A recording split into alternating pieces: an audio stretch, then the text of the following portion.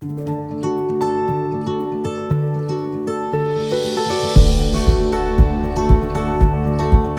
England Fishing is brought to you by Geico, saving people money on more than just car insurance. Garmin, we'll take you there. Your New England Yamaha dealer. Reliability starts here. And visit newengland.com.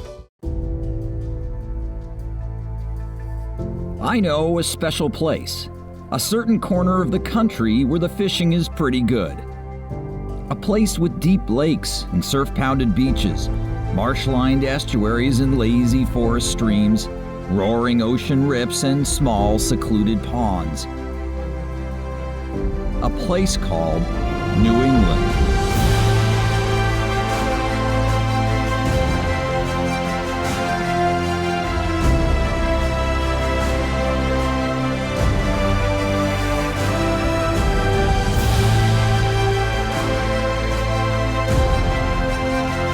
I'm Tom Richardson. Join me as we explore the region's diverse fishing destinations, chase its many species, and forge new fishing adventures on New England Fishing.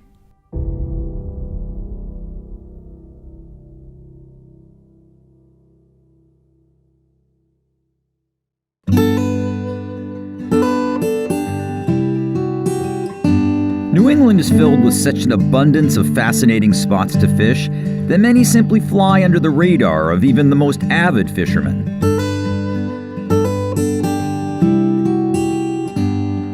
Case in point, Maine's Lincoln Lakes region, also known as the Maine Highlands, about an hour north of Augusta.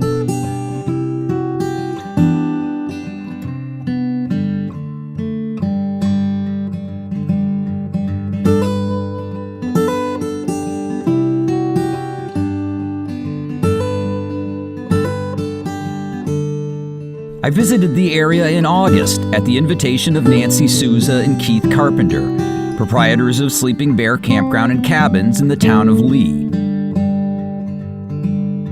As I was soon to discover, Sleeping Bear makes the perfect base camp for exploring the area's numerous lakes and ponds, as well as the nearby Penobscot River, which flows past the adjoining town of Lincoln.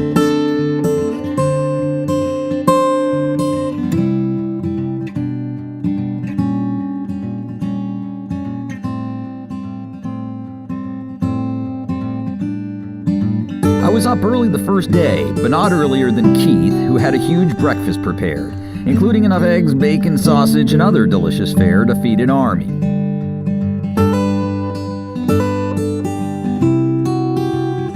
Joining us was local guide Ed Moninghoff of Blue Moose Hideaway Guide Service, a man who is well versed in the local fishing and hunting scenes. One look at Ed's grizzled countenance, and I knew I was in good hands. Well, I got attracted to this area because of my bear hunting. The bearing I bought a lease out, bought another outfitter out. And I like to fish, so there's 13 different lakes here in the Lincoln Lakes region. I became a guide because I love hunting and I love fishing. That's my favorite thing to do, hunt and fish. I spent a lot of time in factory work, paper mills and stuff like that, and I got tired of it. I wanted a change in life, and I've been coming up to Maine for 20 years before I did move up here. And like I say, I bought that business and just kept going from there.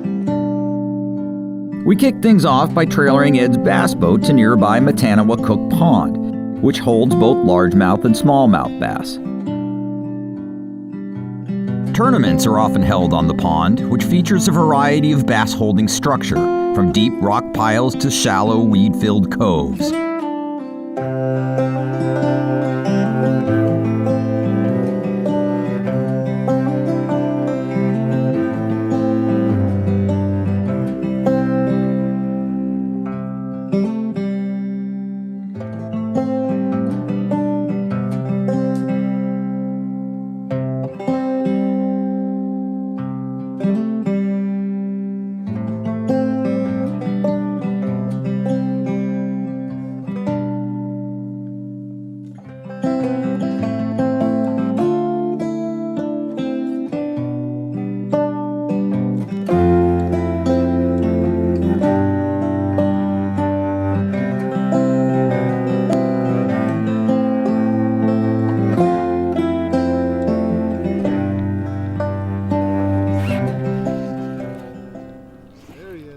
Yep, that was no perch. Perch? Nope, that ain't no perch. All right, excellent. Let's see what you got there. Oh, Ed doesn't want to lose this fish. Nope. That's a nice fish, huh? Oh, yeah. That's a nice bass right there.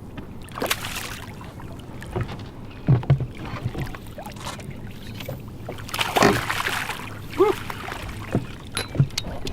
Ed, sweet. We did it. That's awesome. Look at that.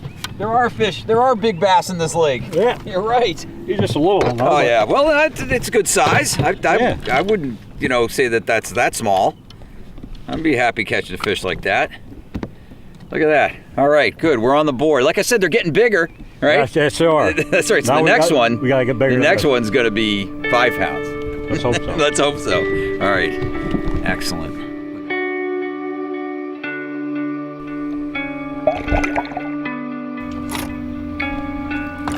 All right, Ed. I think I got a good one here. Yeah, looks like.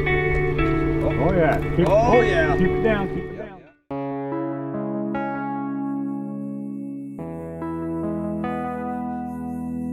After sampling Matanawacook, Ed suggested we try a different spot. A short drive brought us to Silver Lake, where Ed happens to live.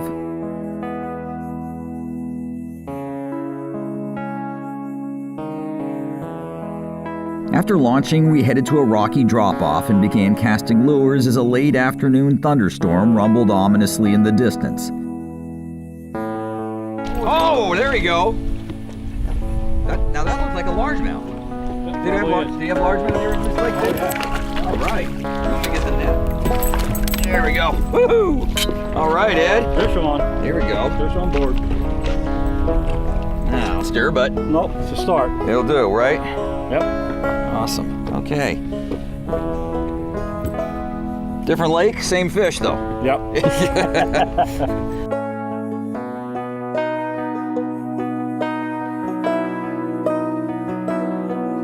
Right as that eagle flew over.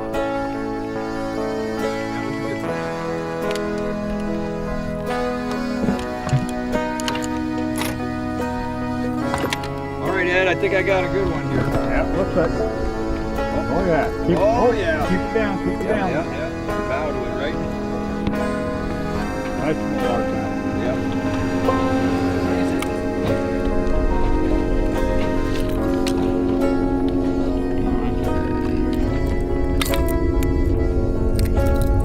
All right.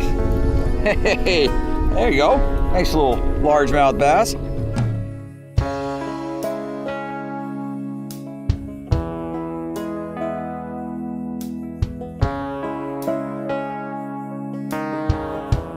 The action was slow at first, but the approaching storm seemed to rile the fish. Even the local loon family began to get frisky.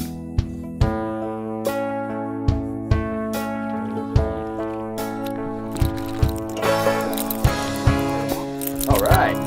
That was right where I saw a fish jump earlier there, Ed. Yeah. Or I mean, he came up to the surface. Oh, yeah.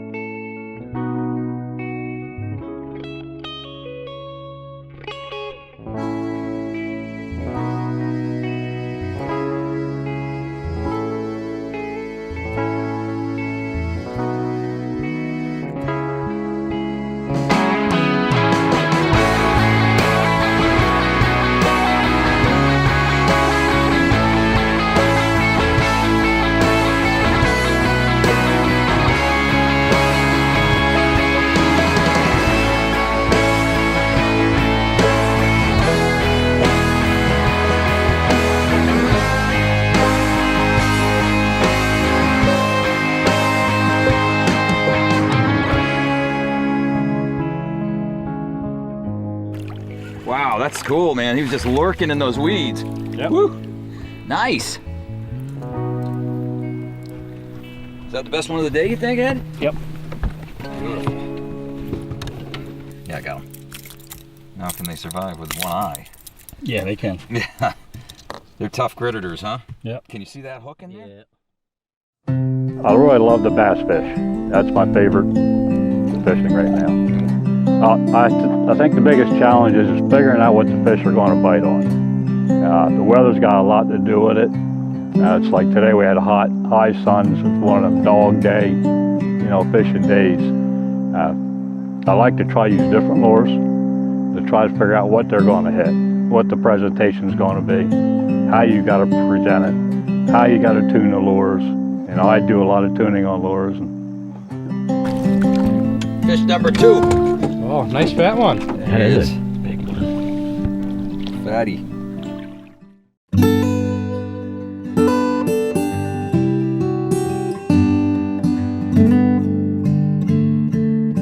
Keith and Nancy purchased Sleeping Bear in 2012 and expanded it, doing much of the clearing and building themselves.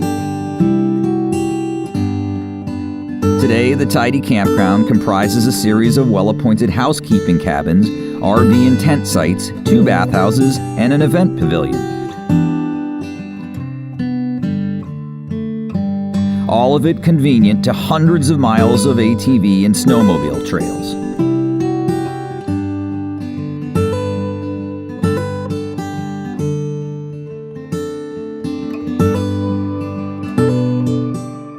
But it was fishing I came for and fishing I would pursue again on day 2 of my Lincoln Lakes adventure.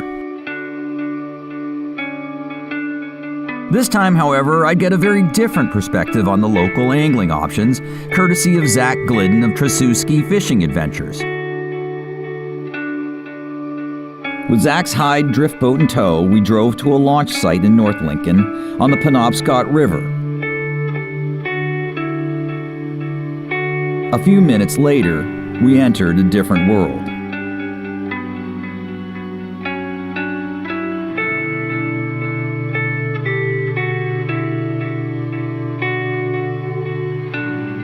There are not a lot of drift boats. Every river section might have maybe 2 or 3 guides that have one. And it's something that a lot of clients will call up for and be looking for. And if you don't have one, you're kind of out of luck a lot of times. So it's very nice to be able to offer that to your clients. Yeah, I think it offers you a better experience in some aspects. It's a more relaxed float. You don't get the engine noise. It's a little bit like a closer contact with your guide. He's kind of in between the 2 sports in the middle rowing. And so you get a nice banter going. It's a nice float.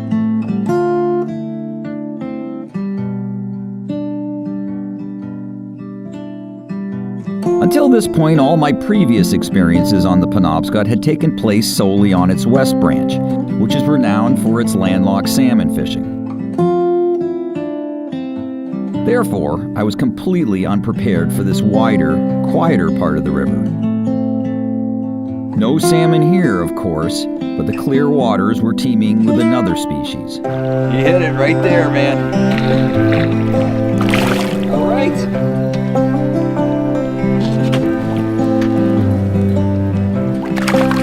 There it is, man. There's our first Lincoln Lakes area smallmouth. There, he's been elusive. He's been eluding us this whole time, and now we got one. Beautiful. So that's what it's all about right there, Right. huh? So what's the typical size that you get on So this? this is a little smaller than normal here. This is a nice fish, but they certainly get bigger than this. Uh-huh. This is a little bit What's that, smaller like than a normal. 1.5 pound or something like that? Yeah, we're probably looking at a little over a pound and Yeah. 13 inches probably. Yep, but you get them up to how big? On the river, we'll get 18 inches. Really? 4 pounds. 4 pounds? Yeah, in the fall. What's And, the biggest one you've ever caught? Or had a 24. caught? Oh, really? 24 and 6 pounder. Oh, 6 pounds? Put it back. Okay. Come on. Oh, we got a runner.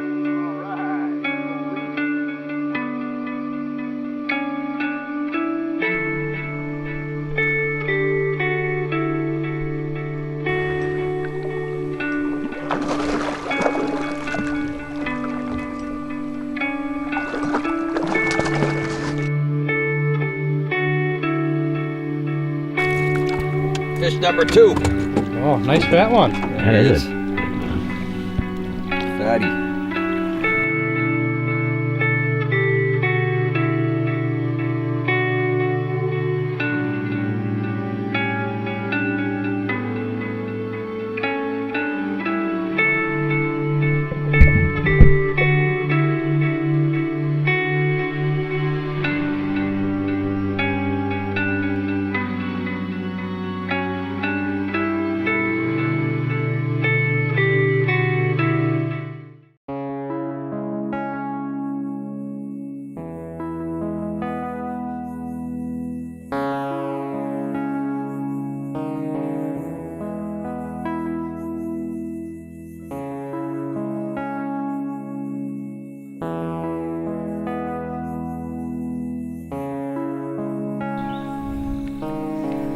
Fish on. There we go.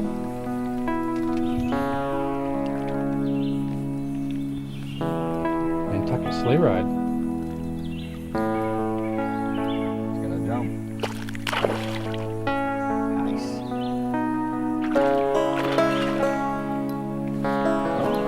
You're right, in this deep hole. The Penobscot is loaded with prime smallmouth structure, including submerged rocks, deep holes, shaded and undercut banks, overhanging tree limbs, weed beds, logs, and the mouths of feeder creeks. In short, you're likely to find fish almost anywhere. Just drift and cast.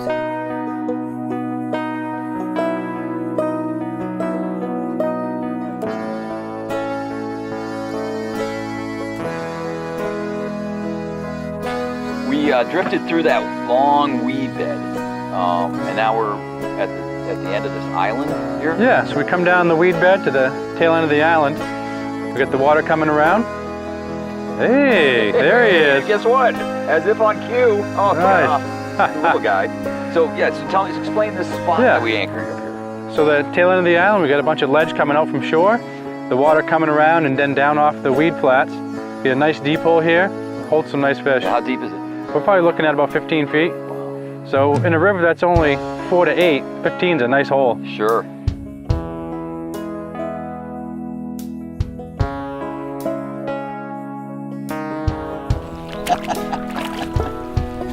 Nice. So you know what? I'm telling you, he inhaled that thing again. He was right in that deep hole.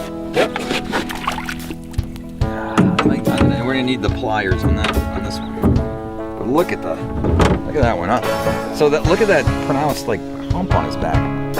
Yeah. He seemed to make it okay. Yeah. Here, let me.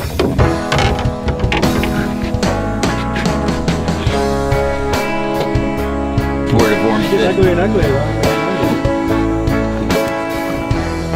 It gets uglier and uglier.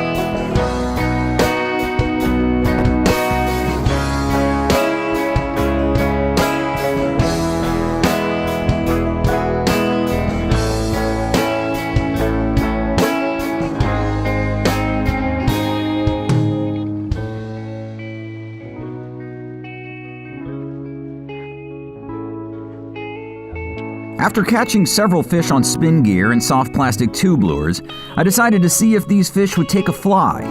At Zach's suggestion, I tied on a Sneaky Pete slider, which does an admirable job of imitating a variety of smallmouth prey. The reaction was immediate.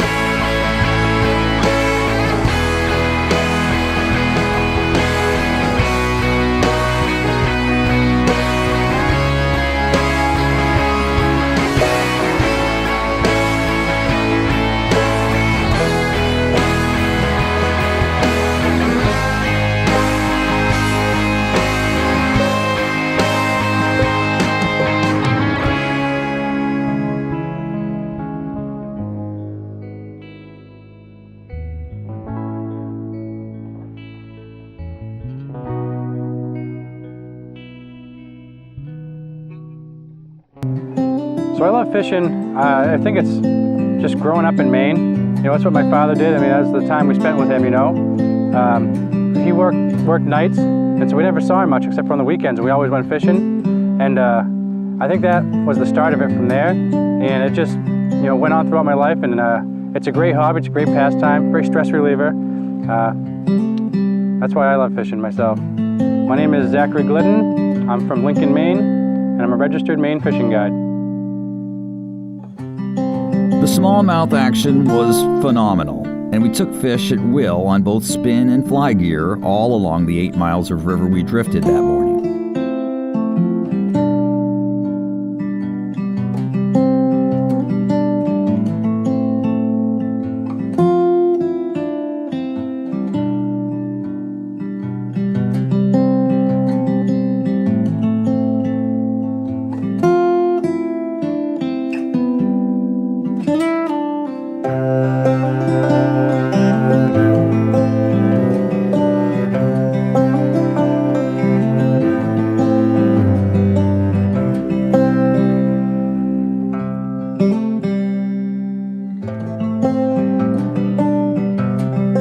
Perhaps more remarkable was that we only saw one other person the entire time.